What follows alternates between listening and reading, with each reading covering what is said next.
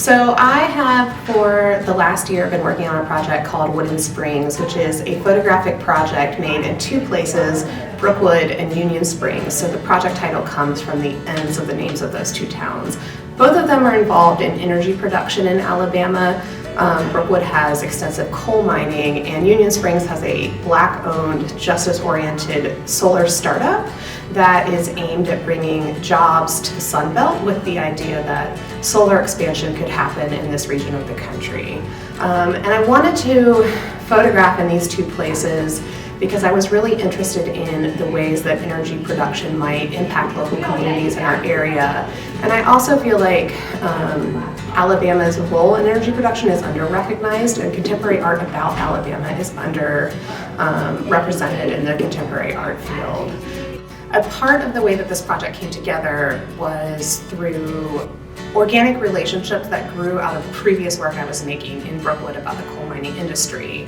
I met an oral historian who is a PhD student in the history department at UA. Her name is Christina Mullenix, and she grew up in Brookwood and is the daughter of a coal miner. Several of her uncles were also coal miners in the region, and she was interested in doing an oral history project about the past and present of coal mining in that region. And so she asked me if I would want to come along as she interviewed subjects, and of course I was really excited to do that.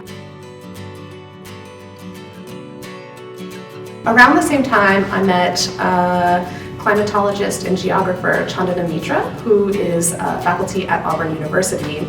She's on the board of an organization called Little Solar USA, which is in Union Springs, and the owner, Herb Ferret, was trying to get grant funding for the solar startup project, and they asked me if I would be interested in photographing alongside the work that they're doing.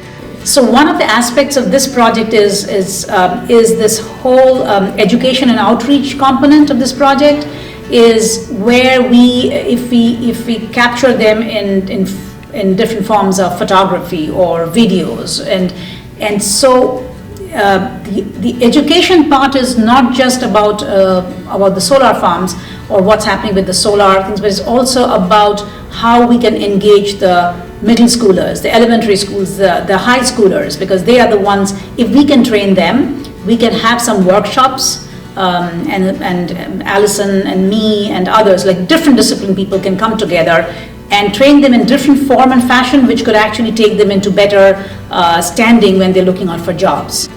So one of the things that the Excellence in Community Engagement Award has made possible for this project is the funding. It does two things.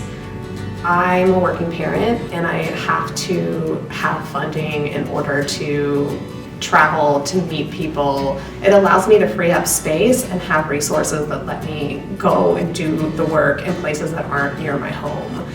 The other thing it does is it brings a lot of credibility to a project early on, and being able to go to community partners and talk about support that I've gotten from UA, which has led to some support from Auburn University too, it really gives a substantial weight to the work and makes people believe in it.